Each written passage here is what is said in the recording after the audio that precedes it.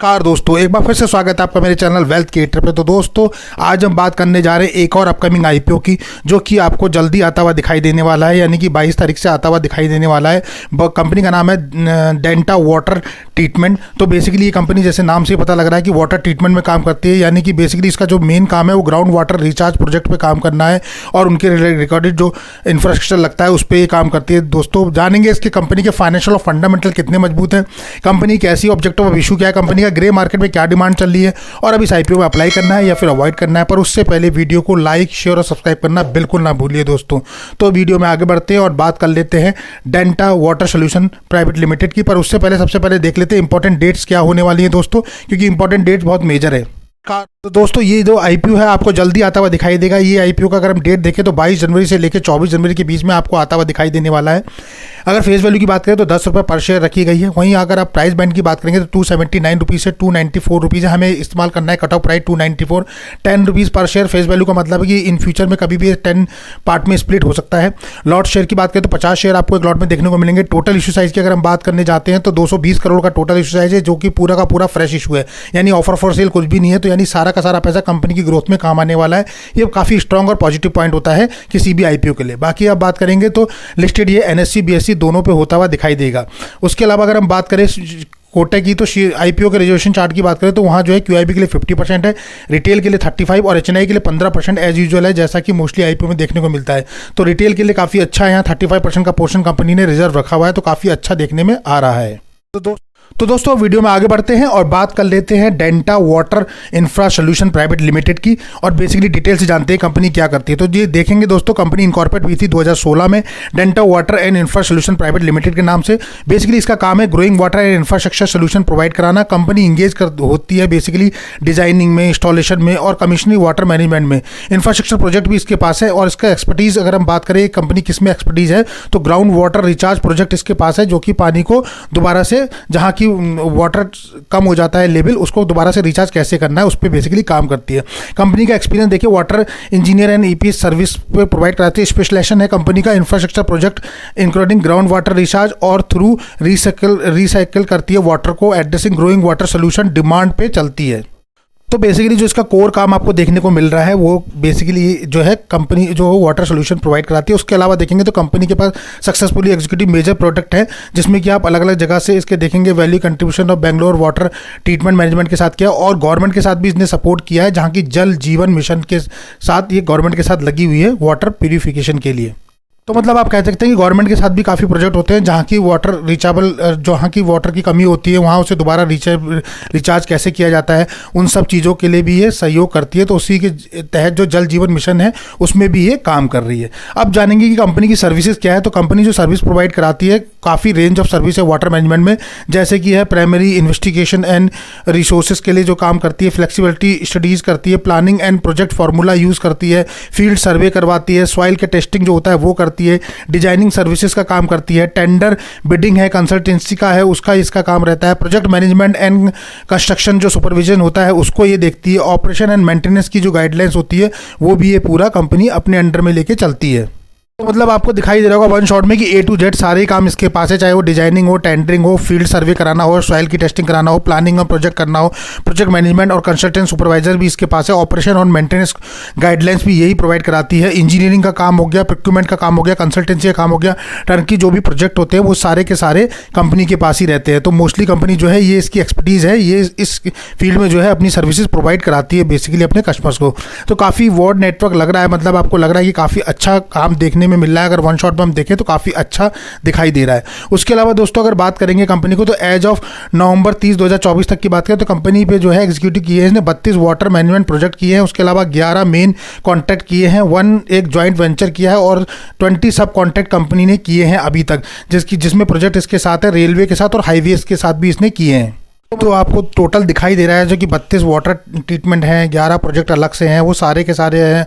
और बेसिकली अगर आप एक पॉइंट और नोट करेंगे तो अंडरटेकिंग कंस्ट्रक्शन प्रोजेक्ट जो दिख रहे हैं वो रेलवे के साथ दिखाई दे रहे हैं और हाईवेज प्रोजेक्ट्स के साथ दिखाई दे रहे हैं। तो ये काफ़ी इंपॉर्टेंट चीज़ बनती है। आगे बात करें तो एज ऑफ 30 नवंबर 2024 तक की अगर आप बात करोगे तो कंपनी के पास 89 परमानेंट एम्प्लॉइज एसोसिएटेड हैं। उसके अलावा अगर कंपनी की स्ट्रेंथ की बात करेंगे तो स्टेबल एक्सपर्टीज़ है कंपनी वाटर मैनेजमेंट प्रोजेक्ट में लेके, स्पेसिफाइड फोकस है इसकी ग्राउंड वाटर रिचार्ज करने में, इन हाउस एक्सपर्टीज़ है इनके पास, डिजाइनिंग है, इंजीनियरिंग है, वाटर मैनेजमेंट का इंफ्रास्ट्रक्चर पूरा प्रोजेक्ट इनके पास है। उसके अलावा अगर आप बात करना चाहो तो स्ट्रॉन्ग मैनेजमेंट टीम इनके पास है, स्ट्रॉन्ग ऑर्डर बुक इनके पास अवेलेबल है और स्टेबल ट्रैक रिकॉर्ड है, टाइमली एग्जीक्यूशन का, टाइमली अपने जो है उसको ख़त्म करने का, ऑर्डर को ख़त्म करने का एफिशिएंसी मॉडल है इनके पास बिजनेस का। तो सारी चीज़ें पॉजिटिव दिखाई दे रही हैं। बोले तो काफ़ी अच्छा आपको दिखाई दे रहा है, काफ़ी अच्छा स्ट्रॉन्ग मैनेजमेंट है इनके पास, एक्सपर्टीज़ है इनके पास काफ़ी अच्छा रिस्क एक्सपीरियंस है इसी उसका इंडस्ट्री का। वाटर जो इनका ट्रीटमेंट है वो काफ़ी अच्छा, क्योंकि वाटर ट्रीटमेंट की तो बहुत सारी कंपनी है, लेकिन वाटर ग्राउंड वाटर को रिचार्ज करने वाले जो है मुझे लगता है कि एक दो ही कंपनी है, जिसमें से कि वन ऑफ देम ये है। तो काफ़ी अच्छा है, यूनिक बिजनेस मॉडल भी दिखाई दे रहा है वन शॉट में। तो कुल मिला के कंपनी की अगर देखा जाए तो काफ़ी अच्छा, पर दोस्तों डिपेंड करता है कि फाइनेंशियल और फंडामेंटल कितने स्ट्रॉन्ग है कंपनी के। तो बेसिकली अब बात करेंगे फाइनेंशियली कंपनी कितनी स्ट्रॉन्ग है, फंडामेंटली कंपनी कितनी स्ट्रॉन्ग है। तो लास्ट 3 ईयर्स के हम देखेंगे कि फंडामेंटली कंपनी कैसी थी। तो कंपनी ने जो शेयर किया है वो लास्ट 3 ईयर्स के फाइनेंशियल शेयर किए हैं और प्लस एक हाफ का किया है, मतलब 30 सितंबर तक का। तो वो जानेंगे कि कैसा रहा। तो आप देख रहे हैं कि फाइनेंशियली अगर देखें तो सबसे पहले जान लेते हैं 30 सितंबर 2024 तक का कैसा रहा है। तो आप देखेंगे 30 सितंबर 2024 तक कंपनी के पास जो एसेट टोटल दिखाई दे रहे हैं वो 220 करोड़ के लगभग के दिखा दे रहे हैं। वहीं अगर हम बात कर लें तो तकरीबन रेवेन्यू जो है वो 98.51 के लगभग का दिखाई दे रहा है, यानी 98 करोड़ के लगभग का रेवेन्यू है। प्रॉफिट आफ्टर टैक्स 24 करोड़ के लगभग का दिखाई दे रहा है। नेटवर्थ कंपनी की देखिए तो 188 करोड़ के लगभग की दिख रही है। रिजर्व और सरप्लस की बात करेंगे वहीं तो 170 यानी 169 करोड़ के लगभग के रिजर्व कंपनी पे हैं। और उधारी की बात करें यानी कर्जे की तो सिर्फ 71 लाख रुपए है। तो ये काफ़ी अच्छा पॉइंट है स्ट्रॉन्ग, जहाँ की कर्जा काफ़ी कम है। अब लास्ट 3 साल की अगर हम बात करें, लास्ट 3 ईयर्स की बात करें तो कंपनी की अगर एसेट की बात करें तो 60 करोड़ था 22 में, 23 में बढ़ के हो गया 123 करोड़ और फिर 219 करोड़ हो गया 24 में। यानी यहाँ काफ़ी अच्छी ग्रोथ कंपनी ने एसेट में दिखाई है ईयर बाई ईयर। रेवेन्यू की भी आप बात करेंगे तो 119 करोड़ था 22 में, 23 में बढ़ के हुआ 175 और 241 करोड़ हो गया 24 में। यहाँ भी काफ़ी अच्छा कंपनी ने जंपअप किया, काफ़ी अच्छी ग्रोथ दिखाई है। तो आप बात करें प्रॉफिट आफ्टर टैक्स की तो वहाँ भी आप देखेंगे तो 38 करोड़ था 22 में, 23 में बढ़ के हो गया 50 करोड़ और 24 में बढ़ के हो गया 60 करोड़ के लगभग। तो प्रॉफिट आफ्टर टैक्स में भी अच्छी ग्रोथ देखने को मिल रही है। उसके अलावा बात करेंगे नेटवर्थ की तो वो भी काफ़ी अच्छा दिख रहा है। 54 करोड़ था 22 में, 23 में बढ़ के हो गया 104 और 164 करोड़ हो गया 24 में और आज की डेट में 188 करोड़ के लगभग है। तो नेटवर्थ में भी कंपनी ने काफ़ी अच्छी ग्रोथ दिखाई है। आप देख सकते हैं कि 54 करोड़ से सीधे 188 करोड़ 2.5 साल 3 साल में कर दिया। रिजर्व देखिए कंपनी पे 50 करोड़ के लगभग था 22 में, 23 में हो गया 99 करोड़, 24 में 145 करोड़ और अभी 170 करोड़ के लगभग में। तो रिजर्व सरप्लस कंपनी पे काफी अच्छा है। वहीं उधारी की बात करें तो 2023 में उधारी यानी कि कर्जा जो कंपनी में था सिर्फ 1 करोड़ का था, वो भी कंपनी ने 24 में घटा के कर दिया 86 लाख और अभी आज की डेट में 71 लाख रुपए सिर्फ कर्जा है। यानी कि देखिए कंपनी कितनी स्ट्रांग है, जहां की कंपनी कैश रिच है, कंपनी कभी भी अपनी उधारी खत्म कर सकती है और उधारी सिर्फ नाम मात्र की ही रह गई है। तो आप देखेंगे कि इस टाइप की कंपनी तो बेसिकली इन्वेस्टर ढूंढते ही हैं, जहां की कंपनी कैश रिच हो, कंपनी पे उधारी सबसे कम हो, कंपनी का नेटवर्थ काफी अच्छा हो, रेवेन्यू और सरप्लस भी कंपनी पे काफी अच्छे बन रहे हो, प्रॉफिट कर रही हो। तो वो सारी क्वालिटीज कंपनी में दिखाई दे रही है, जहां की आपको उधारी बिल्कुल जीरो ही मान के चलिए आप। यानी कि ये एक तरीके से डेब्ट फ्री कंपनी और कैश रिच कंपनी है और ऐसी कंपनी काफ़ी कम देखने को मिलती है। तो कुल मिला के देखा जाए तो फाइनेंशियली कंपनी जो है वो काफ़ी स्ट्रांग दिखाई दे रही है वन शॉट में। तो दोस्तों कुल मिला के देखा जाए तो कंपनी ने काफ़ी अच्छा कर रखा। अगर आप देखेंगे तो हर एक पैरामीटर, चाहे वो एसेट की बात कर लें, चाहे रेवेन्यू की बात कर लें, चाहे रिजर्व सरप्लस की बात कर लें, नेटवर्थ की बात करें, सभी स्ट्रांग है। अब बात कर लेते हैं की परफॉर्मेंस इंडिकेटर। यानी अगर हम देखेंगे तो मार्केट कैपिटलाइजेशन जो कंपनी का है वो 784 करोड़ का, यानी कि ये माइक्रो कैप कंपनी एक है। आरओई की देखिए कितना सुपर है, 36% के लगभग है। ROC return of capital employees 76 यानी 77% के लगभग है, सुपर एक्सीलेंट है। तो कुल मिला के काफ़ी अच्छी ग्रोथ है। यानी ROE return of capital employed की अगर हम बात करें आरओसी की तो 76 है, काफ़ी अच्छा दोस्तों, 15 से ऊपर अच्छा माना जाता है। डेब्ट टू इक्विटी की अगर आप बात करोगे तो 0.01 है, यानी हमने पहले ही बोला था कि काफ़ी नीचे है, यानी कि ये भी बहुत सुपर है। आरओएनडब्ल्यू की बात करें रिटर्न ऑफ नेटवर्थ की तो वो भी काफ़ी अच्छा दिखाई दे रहा है, 36.36 है, यानी आप समझ सकते हैं कि ये भी 15 से ऊपर अच्छा माना जाता है। रिटर्न ऑफ नेटवर्थ ये भी काफ़ी अच्छा है। उसके अलावा देखिए कंपनी ईपीएस की बात करें तो 31 था प्री आईपीओ, पोस्ट आईपीओ जो है 18 रह जाएगा। पीई की बात करें तो 9.45 है और आईपीओ आने के बाद 16.22 रह जाएगा। तो जो वैल्यूएशन कंपनी ने मांगा है मुझे लगता है गुड ओके वैल्यूएशन है, बहुत हायर साइड पे भी नहीं मांगा है, बहुत लोअर साइड पे भी नहीं मांगा है, कुल मिला के वैल्यूएशन काफ़ी अच्छा दिया है। कंपनी की बात करें तो कंपनी फंडामेंटली काफ़ी स्ट्रॉन्ग दिखाई दे रही है, जैसा कि आप खुद ही देख रहे होंगे फंडामेंटली काफ़ी स्ट्रॉन्ग है। आरओई रिटर्न ऑफ एम्प्लॉय की बात करें या फिर रिटर्न ऑफ कैपिटल एम्प्लॉयड की बात करें या फिर डेब्ट टू इक्विटी की बात करें या फिर आरओडब्ल्यू, सभी में कंपनी सुपर एक्सलेंट परफॉर्मेंस दे रही है। तो यहाँ पर हम कह सकते हैं दोस्तों कि कंपनी काफ़ी अच्छी दिखाई दे रही है, यानी कि फंडामेंटली कंपनी, ऐसी कंपनी को हम स्ट्रांग बोलेंगे। फाइनेंशियली तो आपने देख ही लिया है कि काफ़ी स्ट्रांग नजर आ रही है, फंडामेंटली भी कंपनी काफ़ी स्ट्रांग है। छोटी कंपनी है, अभी तक हमने सिर्फ 3 साल का ही ऑब्जर्वेशन किया है। आगे इन फ्यूचर आगे कैसा होगा ये तो नहीं कह सकते, पर 3 साल के ऊपर हम वैल्यूएशन देख सकते हैं। 3 साल के ऊपर हम फाइनेंशियल फंडामेंटल एनालिसिस करके देख सकते हैं कि कंपनी लॉन्ग टर्म में रखने वाली है या फिर शॉर्ट टर्म लिस्टिंग इनके पर्पज से हमें रखना है। तो ये डिसाइड आपको करना है दोस्तों। सिर्फ हम यहाँ एनालिसिस करके आपके लिए एक स्कोप लेकर आते हैं ताकि आप उसे एनालाइज कर पाए। अब बात कर लेते हैं जीएमपी की ग्रे मार्केट में क्या डिमांड चल रही है दोस्तों। तो ग्रे मार्केट में भी काफ़ी अच्छी डिमांड देखने को मिल रही है। तो अगर आप जीएमपी की बात करें तो काफ़ी अच्छा दिखाई दे रहा है। देखिए अगर हम बात करें डेल्टा वाटर आईपीओ की, तो देखेंगे आप 294 रुपये लगभग प्राइस बैंड चल रहा है और जीएमपी 145 रुपये पर ट्रेड कर रही है। तो आप कुल मिला के देखेंगे तो करीबन 49-50% के लगभग, 49-50% के लगभग लिस्टिंग गेन दिखा रहा है, जो कि काफ़ी अच्छा लिस्टिंग गेन माना जा रहा है। वही बात कर ले फायर रेटिंग की, तो वो भी काफ़ी अच्छी है। देखिए दोस्तों फायर रेटिंग जो है 5/4 की बनी हुई है। 220 करोड़ का टोटल इशू साइज है। 50 शेयर आपको एक लॉट में देखने को मिलने वाले हैं इस आईपीओ में।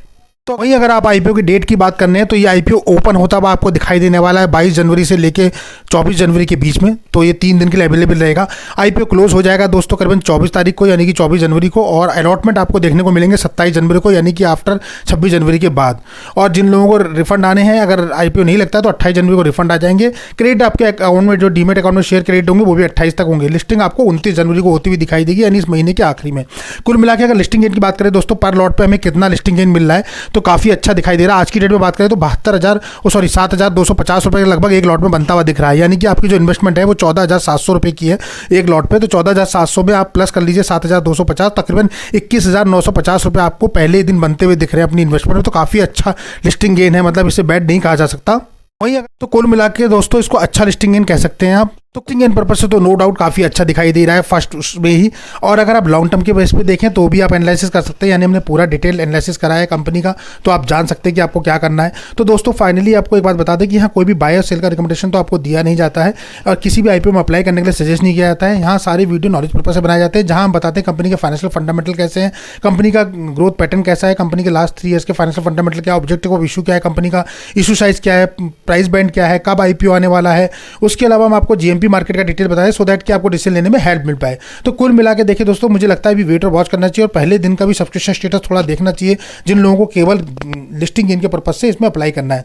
पर अगर लॉन्ग टर्म के पर्पज से आप करना चाहते हो तो एज यू विश, क्योंकि ये काफ़ी अच्छा है कंपनी का, आपने फाइनेंशियल फंडामेंटल देख लिए तो ऐसा कोई भी डाउटफुल लग नहीं रहा है। पर फिर भी जो है फाइनल डिसीजन आप ही का होगा, यानी उसमें कोई कुछ कर नहीं सकता, सिर्फ आप ही को ये फाइनल डिसीजन लेना होता है। तो मुझे लगता है कि डे 1 के या डे 2 के सब्सक्रिप्शन स्टेटस के बारे में सब्सक्रिप्शन स्टेटस देखेंगे, जानेंगे किस कैटेगरी ने कितना सब्सक्राइब किया। उसके बाद अगर हम लिस्टिंग गेन पर्पज से लेंगे तो काफ़ी अच्छा है, क्योंकि मार्केट काफ़ी अभी अप डाउन ट्रेंड में चल रहा है। तो कुछ कहा नहीं जा सकता, गिरे मार्केट में और डाउन ट्रेंड आता है, अप ट्रेंड जाता है। दोस्तों वीडियो पसंद आया तो उसको लाइक शेयर सब्सक्राइब करना बिल्कुल ना भूलिए। मिलते हैं अपने ऐसे ही अगले वीडियो में, तब तक के लिए नमस्कार।